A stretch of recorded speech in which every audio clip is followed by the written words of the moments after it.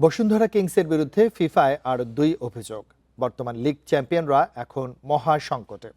অন্যদিকে নিষেধাজ্ঞা মুক্তির অপেক্ষায় আবাহনী। দুই জায়ান্টকে পেতে ক্লাব লাইসেন্সিং ও খেলোয়াড় নিবন্ধনে সময় বাড়িয়েছে বাফুফে। চ্যালেঞ্জ কাপ দিয়ে মৌসুম শুরুর শঙ্কা থাকলেও নির্ধারিত সূচিতে লিগ আয়োজনে আশাবাদী ফেডারেশন।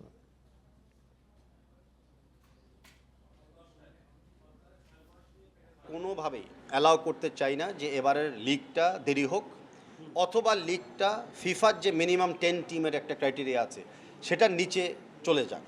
প্রতিশ্রুতি অনুযায়ী আগস্টের শেষ সপ্তাহে মাঠে গড়াবে লিগ। বসুন্ধরা কিংস আবাহনীর সঙ্গে ফকিরের পুলের অংশগ্রহণ নিয়ে শঙ্কা।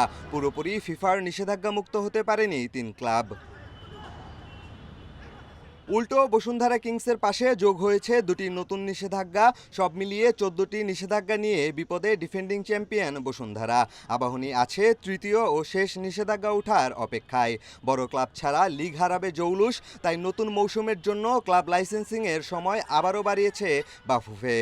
যাতে সব টিম থাকে এবং একটা লিগটা যাতে একটা জমজমাট হয়, সেজন্যই কিন্তু তা সব কিছু করণীয় আমাদের।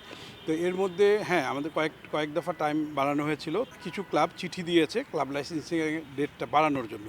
তো সেই ক্ষেত্রে ফেডারেশন চিন্তাভাবনা করেছে যে এই টাইমটা 15 থেকে 17-র ভিতরে করার জন্য। ক্লাব লাইসেন্সিং ও খেলোয়াড় নিবন্ধন পেছানোয় মৌসুম শুরুর পরিকল্পনায় আসতে পারে পরিবর্তন। 21 আগস্ট চ্যালেঞ্জ কাপ আয়োজনে চ্যালেঞ্জে পড়তে পারে বাফুফে। তবে ফেডারেশন কাপ ও লিগ নির্ধারিত সময়ে আয়োজন করতে চায় ফেডারেশন।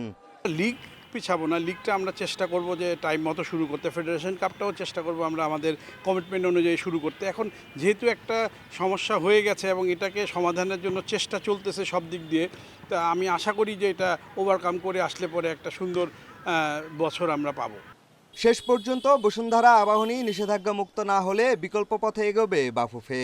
এরই মধ্যে ওয়ান্ডারার্স ও আরামবাগকে আমন্ত্রণ জানানো হয়েছে। অন্তত 10 দল নিয়ে লিগ আয়োজনে শঙ্কা নেই। পিয়াস সাহা, ইন্ডিপেন্ডেন্ট নিউজ, ঢাকা।